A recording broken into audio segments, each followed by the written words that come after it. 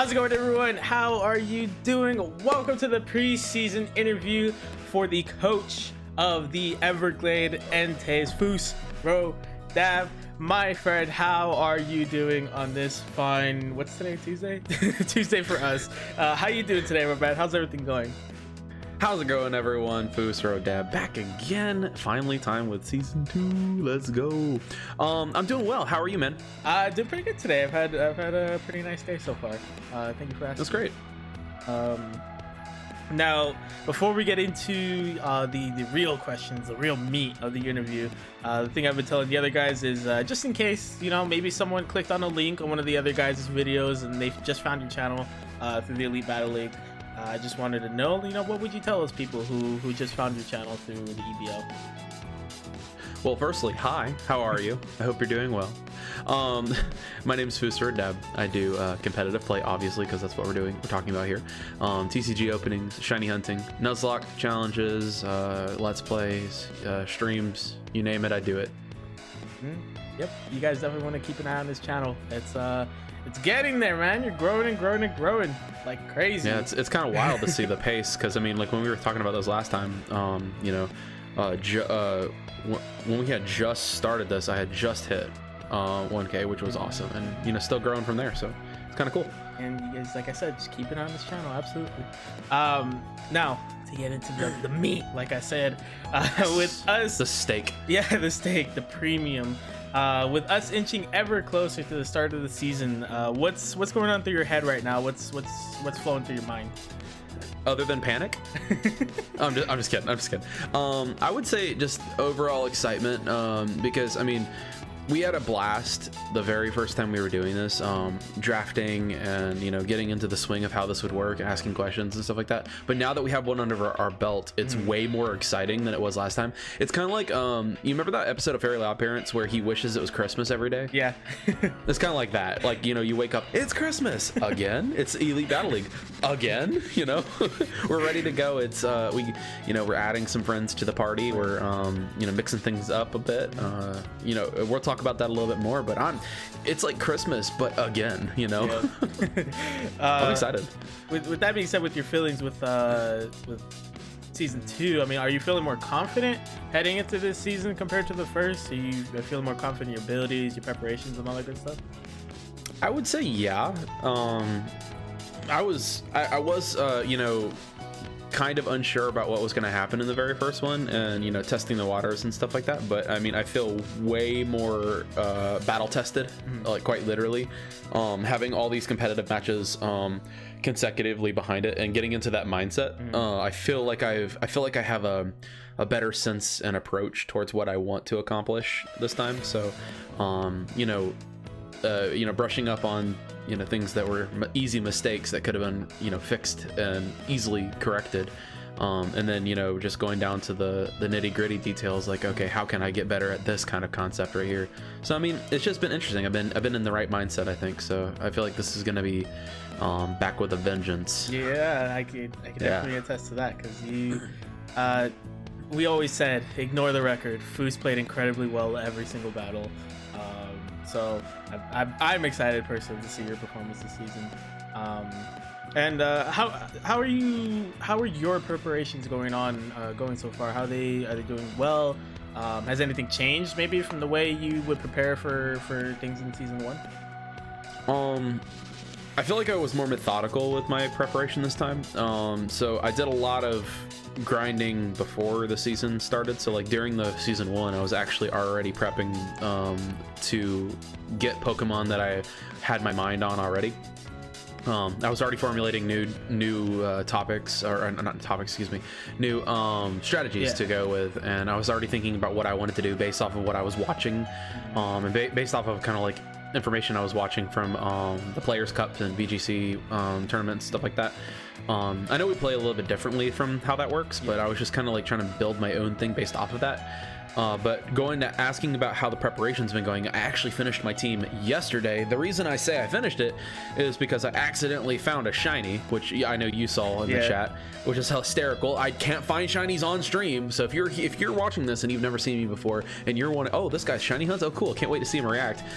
Yeah, I've been hunting Snorunt for like almost 4 months now, so yeah, there's that. But I get shinies like on the 34th egg off screen when I'm not hunting. When I'm not hunting. So if I call the stream something else, do you think I'll get the shiny? You know? Yeah. Just call it prepping for the Elite Battle League, even though you're having. I'm gonna call it. I'm not hunting for shinies. I'm looking for all the Pokemon I don't want. I just want normally colored Pokemon. Normal color Pokemon only, and then I'm gonna get upset if I see a shiny on my screen. I'm releasing it right away. Now, looking at your season here, before I move on to your team, do you have any specific goals? Do you have anything? I mean, obviously everyone's got the big one, win it all, but are there any other specific goals you got for the season? You know, win it all is not even one of my goals. Honestly, I just don't want to have the same record. Okay. I mean, we talked about the record, and we talked about how it's not really the same kind of connotation. You know, the losing record and the performance were two totally different things. Because I mean, like before my last match and everything like that, I was at a +3. So I mean, it was I can't remember, +2 or something like that. So I was at a positive record, and then went down below that. But I want the better numbers. That's what I want. I want a strong showing. I want to make it far into it and be proud of the performance, and hopefully the strategies will pay off. That's what my plan is. I mean, I've really put a lot of time and effort into being as tricky as possible in this, and being the underdog, so to speak. I want to make people like really be scared to go up against me. And I know you're going first up against me, so I'm hoping this is making you a little nervous. I've been nervous. You didn't have to talk it up. I'm nervous. I'm nervous to go up against you. I just want to, regardless win or lose, I want to do better and make fewer mistakes than I made last time, if that makes sense. I want to, if I lose again, that's fine. I'm gonna have fun, and it doesn't matter. I mean, I'm not really the type of person that gets heated. It takes a lot to get me upset, actually. But I will say, I would like to be I don't want to digress. I want to get only better from there. Does that make sense? Yeah, absolutely. If I'm still gonna have a losing record, I'd like it to be like I'm still playing exceptionally. Yeah. I'm just like, it's just because somebody else played better, rather than me making a mistake. Yeah. I will say there were some mistakes that definitely haunted you last season. You did bring them up, some of them in the postseason interview as well. So forgetting that Weavile's a dark type. Yeah, exactly. So I'm very curious, like if you don't make those small mistakes, like just how well you're gonna do this season. So like I said, I'm keeping an eye on you. You better. Now focusing on your team here, looking at the team that you drafted, how do you think your draft went? Did you have a plan heading into the draft? And there's no need to get specific, but so obviously I'm not going to give away to my opponent, right? and everyone else. I mean, if you want to, by all means. I mean, sure, okay, yeah. So I'm actually running an all water type attack move, so I'm kidding. No. So I had a plan from the get-go. After watching a bunch and seeing what worked, what didn't work, my initial plan for this, and I'll tell you how my mindset worked. I made a list of 40 Pokemon that I wanted to draft, and I picked the 9 best ones that I wanted, and a couple did get taken away from me. One of them, actually, you did. I was thinking of drafting Rotom Heat this time, so good job on you. But I had them in a list of priority. I made a spreadsheet. It's kind of like, honestly, it's a little bit psychotic, a little bit. This is Pokemon. Come on. Anyway, I made a list of priorities, top to bottom, which Pokemon I had to have and which ones I could go without, And obviously, I wanted to get my the two picks that I wanted the best were my Legendary, and I wanted my Ultra Beast.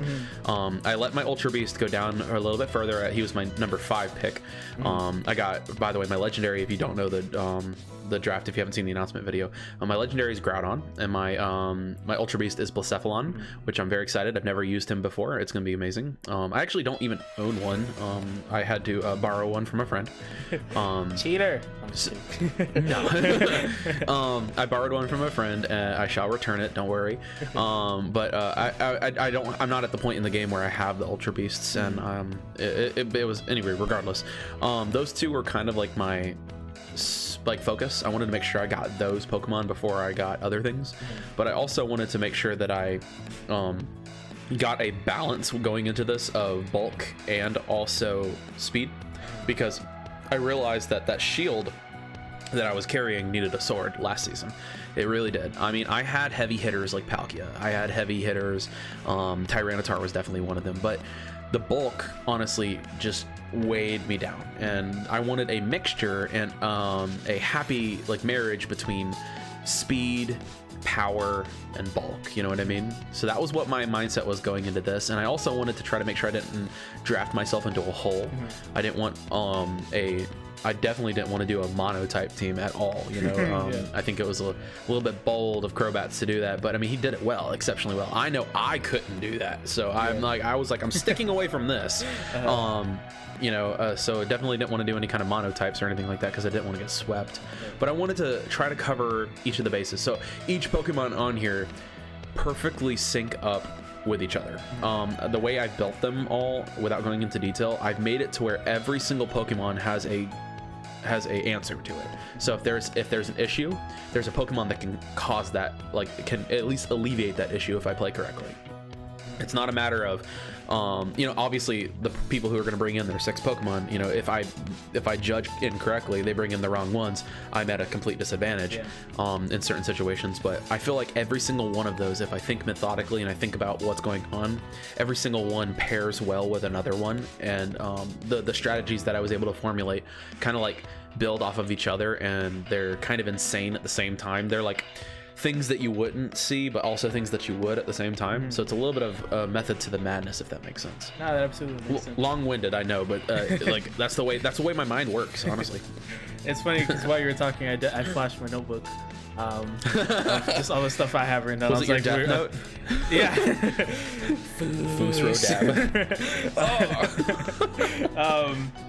And it's funny that you brought up Crobats, by the way, because he did end the season losing 3 straight matches. Which is crazy. I mean, he was doing so well, and you know, that just goes to show you, it's about the situation. It's about the situation that you face, you know, and how you play that situation.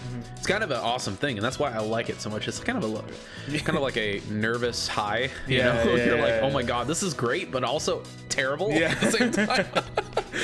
And that's what I really appreciate about this league. You had no idea. I came to a certain point where I just kind of stopped with my predictions being realistic, because I was like, anyone can be anyone.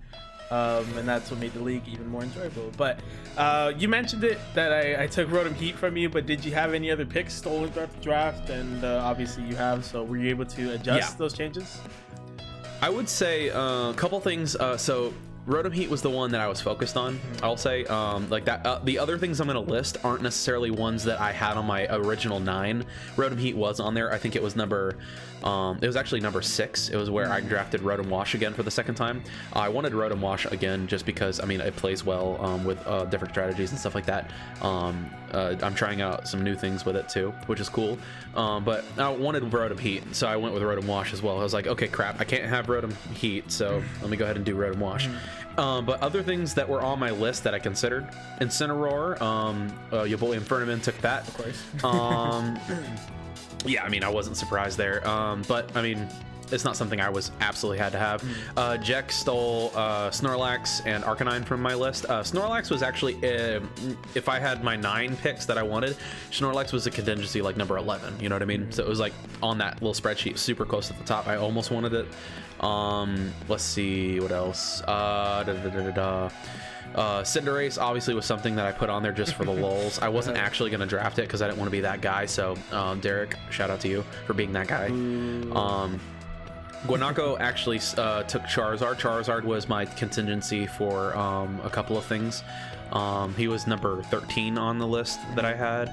Nidoking was at the bottom of the list, number 40. I was like, okay, if I absolutely get everything else sniped from me, Nidoking's coming back for season 2. So Nidoking did great, but I mean, it didn't really fit with my strategy too much. Let's see. Toxapex I considered. So shout out to Game Reviews for that. It wasn't like I have to have Blaziken. Same thing with Gamer. Blaziken was if I didn't get Charizard, but then obviously I didn't get Blaziken either.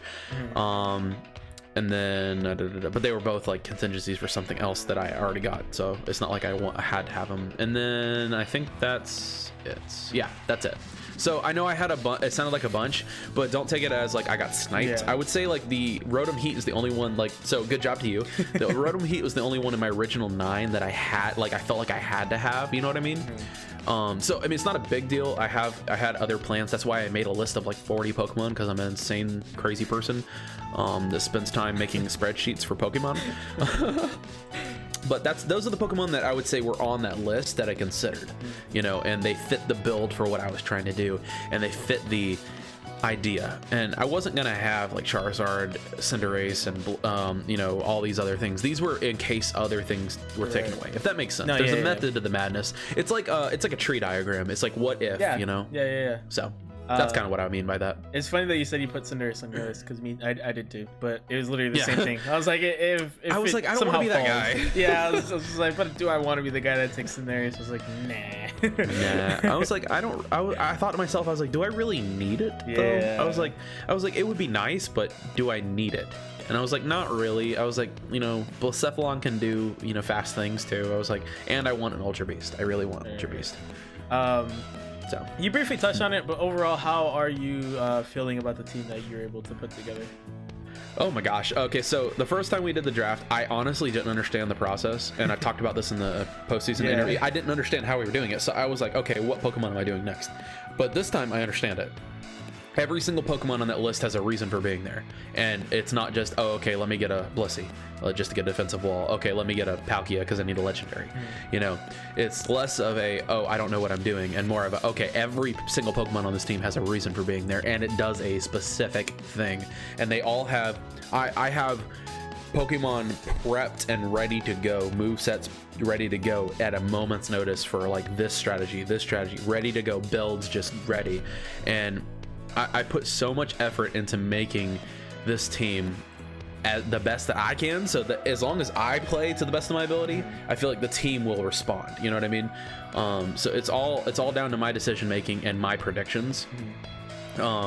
Because I went into this draft like, okay, we're back with the heat. We're bringing the heat this time. We're gonna do it. And we're gonna make people proud. We're gonna make people cheer on the Enteis, and regardless win or lose, we're gonna show up. We're gonna do the thing. You know what I mean? Yeah. I feel like everything on there had a purpose, as opposed to the first season. I didn't really know what was going on so much, and I still kind of don't understand the whole kill death ratio. I might one day, but not right now. But I mean, at the very least, my draft picks are all well thought out in my mind. At least I think so. I could be completely wrong. It could like crash and burn.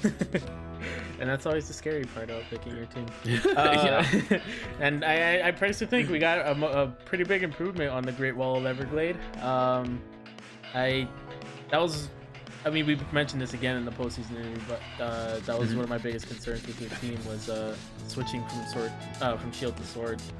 And to be fair, you didn't do like a horrible job, but you definitely got a much improved team.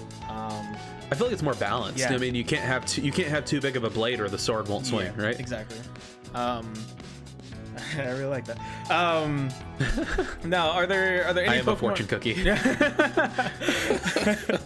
Are there any Pokemon on your team that the other teams you feel will need to keep an eye out for? Yes. I would say 2 Pokemon come to mind. Number 1, you don't want to be caught unaware of my Torkoal. My Torkoal is it's gonna surprise people.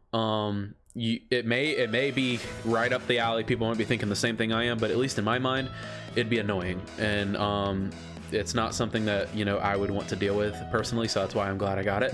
It also bolsters a couple of things that I have in mind.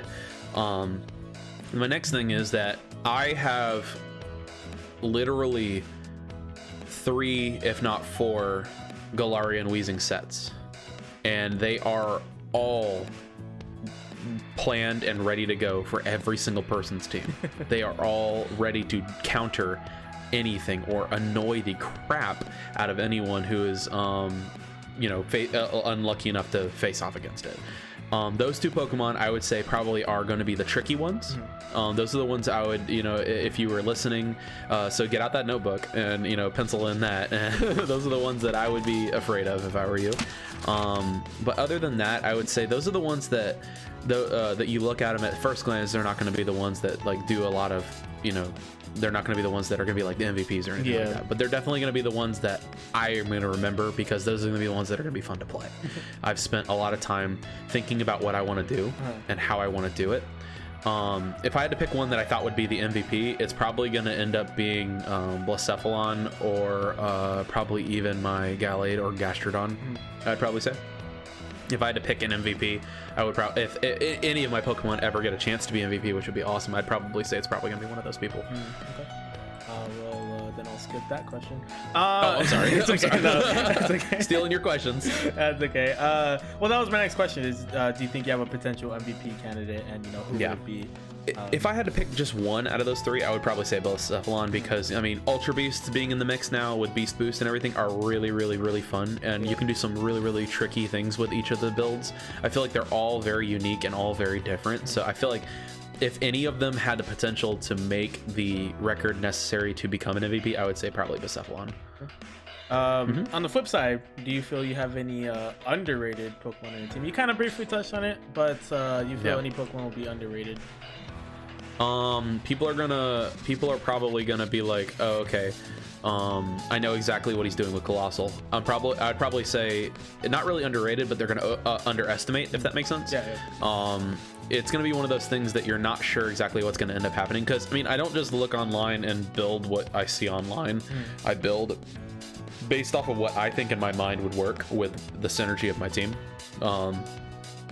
I would say that's probably going to be the one that people like underestimate the most. And then obviously Torkoal and Galarian Weezing, you just don't know what you're going to get. That's the thing. You can watch my video and stuff like that, but it's going to be a completely different Weezing or a completely different Torkoal or completely different whatever, based off of whatever situation I'm in, because I have this crazy psychotic mindset where I'm thinking of literally every possible scenario.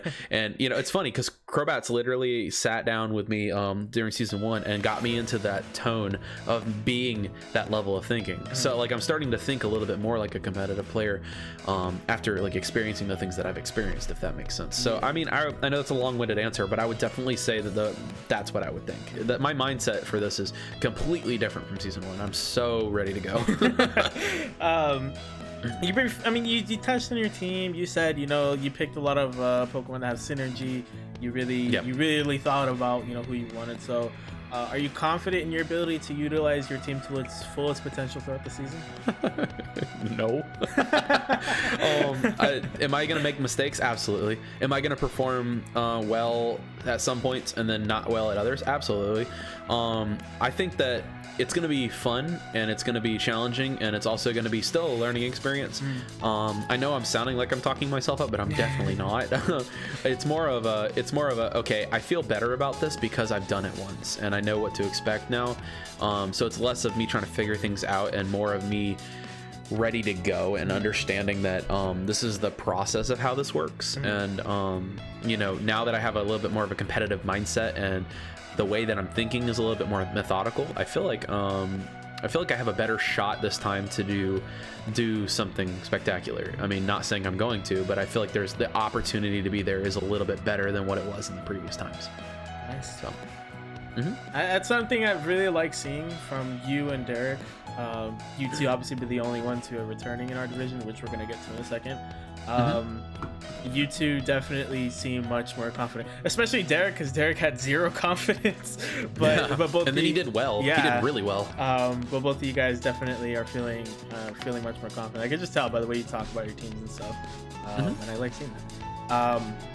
Now, like I said, we're going to be moving to the league as a whole here, while focusing more so on Your division, you are in the Mega division alongside myself. Yes. Coach. Mega's so much better than Dynamax, just saying. Ooh, true. That's what you get, Stone, for making me do my division. Not making me, but having the idea for me to do my division's interviews. So you have myself, coach of the LA Inferno. You have Derek, we just mentioned him, coach of the Kentucky Kingers, always more videos. Jack Nishin, coach of the New Brunswick Ninetales, and Inferno Man, coach of the in Iowa and Cinnamorough. I got it. So I'm just trying to go this quiz myself. On first glance, what were some of your initial thoughts when you saw who you were with in your division? My first thought was, oh god, I'm with Lonely Hermit. My god, there's enough Joshes. I'm just kidding. No, my first thought was, you know, they put all the people that they don't want to deal with in this division because they know that we're gonna win. They put the champion candidates over here. So they were like, I don't want to deal with it right now, so I'm gonna deal with it potentially later if I get to the finals and stuff like that. So they put all the heavy hitters over here. You know what? Speaking of that, surprising, they didn't put Guanaco over here because they didn't want to. That he would have been like the person I would have put over here. You know, I guess they didn't have enough people in the to make that division 6 people. You know, I'm talking smack right now. I love it because I don't care if I don't get the championship match. I'm rooting for my division. I know, right? Hey, if a mega division team wins it all, I'm celebrating. I'm gonna go out and buy some fireworks. I'm gonna launch them. My neighbors are gonna wonder what's going on, and I'm gonna scream, "My division won!" You know, they're not gonna know what is going on.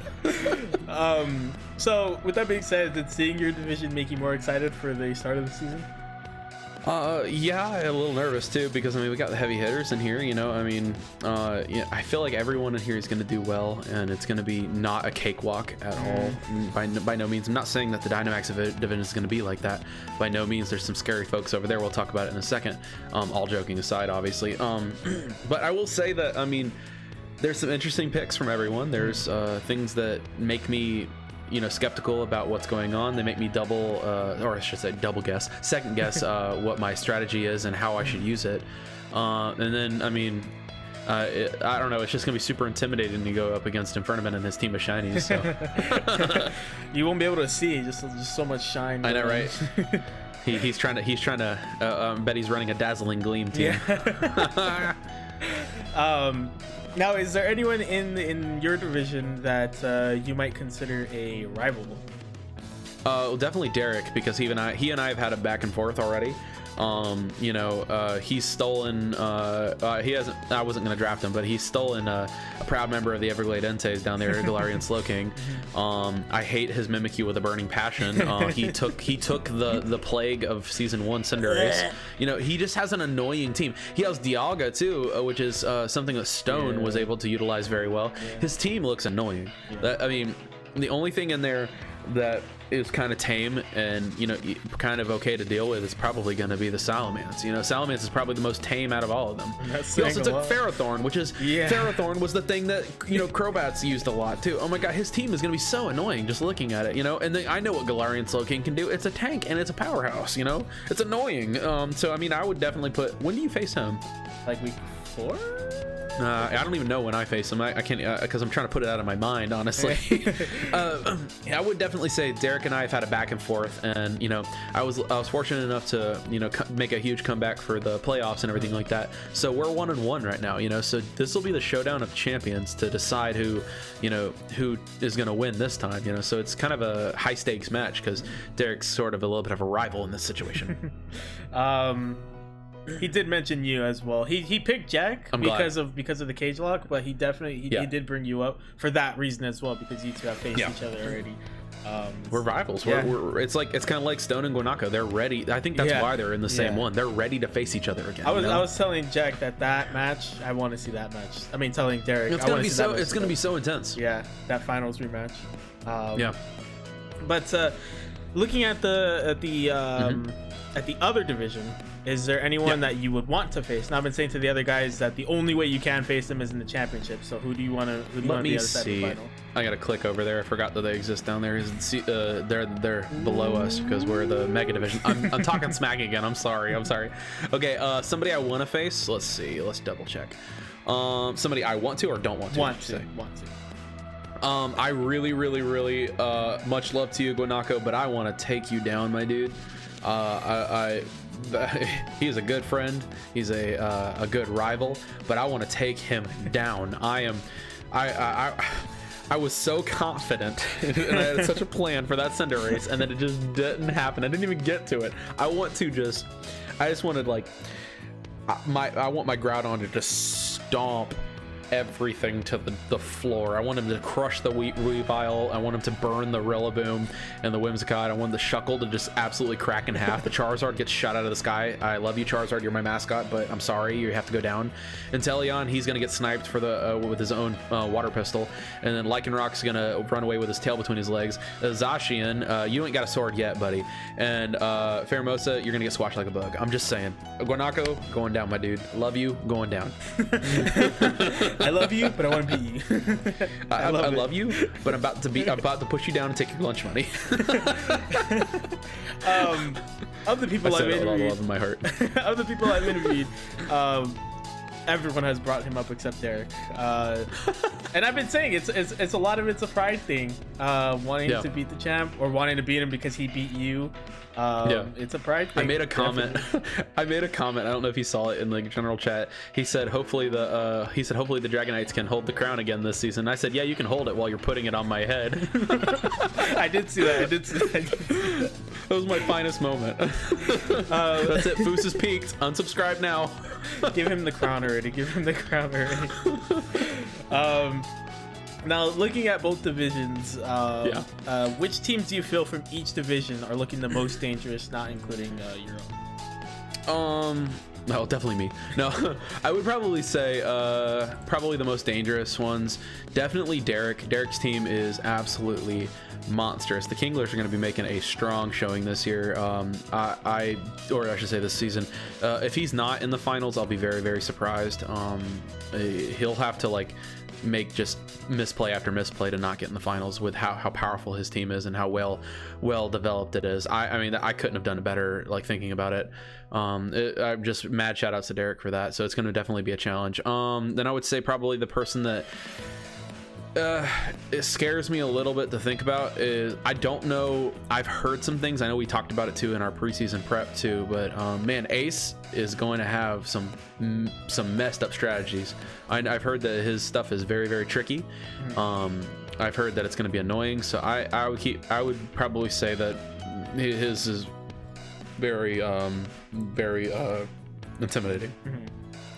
Just because just looking at Amoonguss by itself, it's that Pokemon right there with Spore and everything, 100% accurate, sleeping, that's not cool. You know, that's not going to be very fun to deal with. And it fits off the top of my head perfectly. Yeah, I mean, he just by talking with him and stuff like that in the chat, it seems like a little bit of a troll. So it's gonna be very, very interesting to see if it ends up being true. On the flip side, are there any teams that you feel might be underestimated but perform beyond expectations? Me. I'm just kidding. No, people are gonna be like, "Yo, he was last place, super easy." I'll probably say underestimated. Looking at our division first, I'd probably say Jack. I don't really know what he's going for yet, but I feel like he has that kind of like, I'm gonna figure this out, and it's gonna be kind of like what I was doing a little bit. It's gonna be something that even if it doesn't play well, it's still gonna be like exceptionally close, and it's gonna be like a chess match. So either he's gonna do really, really exceptionally and he's gonna win everything, or it's gonna be extremely close games. Just because, I mean, it's sporadic thinking. Like I can't really see his plan right off the top of my head looking at it. You know, there's not really Pokemon that I see that have synergy, but at the same time, there's some beauty to that chaos. You know, it almost feels like my season 1 picks. But anyway, for the other division, I would say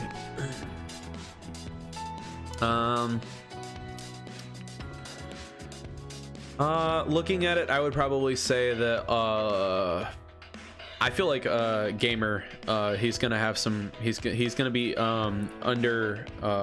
underestimated, and the Pokemon he has drafted are going to be so annoying to deal with that people are gonna forget that, oh, okay, these are really scary Pokemon to have to deal with. I feel like his picks are going to be. He has a little bit of bulk on him right now. Looking at it, he has some fast and some slow, but he has Aegislash and definitely Toxapex and Zygarde. If he's running Power Construct, that's gonna be really annoying. So there's a lot of things in there. Stakataka, no, I don't even know what that is. Like, that's the brick thing, right? Yeah. Okay, never mind. I do know what that is. I was like, I don't even know what that is. I was like, that seems like I'm underestimating it right now. I don't even know what that is. He made that up. That's a Digimon. You dropped the Digimon over there? I forgot that existed. Yeah, that I actually did consider Stakataka because it is a very bulky mon. Yeah, but I'm staying away from bulk. Now, to bring this interview to a close, we're bringing this final question back from last season's preseason interviews because it's kind of stumped some people a bit. Why are you going to be the champion of the Elite Battle League at the end of the season? Well, I've learned from my mistakes. I'm back with a fiery vengeance. I actually have a formulated plan. Everything is kind of like chess pieces to me now. The way I'm thinking about it is way more methodical. If I can just play correctly, as long as I can outplay my opponent and not make misclicks and not make stupid mistakes, there's no reason why I shouldn't have a winning strategy. At least in my mind. I mean, I could be 100% wrong, but I feel like I'm back with a fiery vengeance. I know how to lose, but now can I learn how to win, right? Yeah, I know how to lose, and I lose spectacularly, not in a bad way, but like this is really awesome. You know what I mean? Like, oh my goodness. But I feel like it's just gonna be learning from those mistakes and embracing those mistakes and running with them, and doing the best that I can this season. Haha. I think that is one of the most important things. As a piece of advice for you out there, always learn how to lose before you learn how to win. Yeah. Always. That's the best teacher. If you win everything, or if you just get rewarded for participating, you aren't really truly learning, are you? And you want a prime example? Go check out week 5 of the Elite Battle League, and then the first round of the playoffs right here on this channel. That's a perfect example. Absolutely. Learn from your mistakes and then go from there. With that being said, there you go, ladies and gentlemen. That is the preseason interview for the coach of the Everglade Enteis, Pseudo-Legendary. Go ahead, I'm gonna throw it over to you. Plug all your fantastic content out here. By all means, take it away. Appreciate it, everyone. Be sure to check out my social medias and subscribe to my YouTube channel. It's at the Pseudo-Legendary on all the social medias. I have TikTok, I have Instagram, I have Twitter. Of course, I have the YouTube channel, obviously you see here. Feel free to join on the Team Dabbers family today, guys, and help us reach even higher heights. Join the family. It's always going to be a family, no matter how big we get. You can check out my Twitter, my Twitch.tv /Foos_Dab, Foos_row_dab, all lowercase. You can check out, of course, my Everglade Enteis merch down in the description. We have some really cool stuff down there. There's gonna be some new stuff and some sales for season 2, so be sure to check that out. Join the family, y'all. We'd love to have you. Yeah, like he said, support him. Of course, he's here. He's gonna have some fire merch. He already has some fire merch, so check that out. Of course. And the best way to sort of support the Elite Battle League before the season kicks off is to check out all the coaches starting right here. Since you guys are already watching this video, may as well hit that big red subscribe button because this guy's got amazing content coming your way. And amazing merch as well, like I just said. And subscribe to Lonely Hermit for leading this, guys. Thank you. Do it. So yeah, and then the league is kicking off on October 2nd. I'm gonna drill in everybody's head until they just can't forget it. October 2nd. What day is it? October 3rd? First? Oh wait. It's the second. It's the second. Oh, okay. It's the second. It's the second. Two. October due. Definitely want to get prepared for that, guys. It's a week from today when this interview should be coming out Saturday, I believe. So 1 week from today, the matches are kicking off. So get hyped for that. Check out all the coaches, like I said. And to you, Foos, I wish you good luck on the season. We'll be seeing each other very soon. Yeah, thank you very much. We'll be seeing each other very, very soon. Good luck, but not against me. Yeah. I'm kidding. We'll be seeing you guys real soon for the kickoff of season 2, October 2nd. 1 week, ladies and gentlemen. We'll see you then. Have a fantastic day and stay excellent. Bye. Hey, that's fine.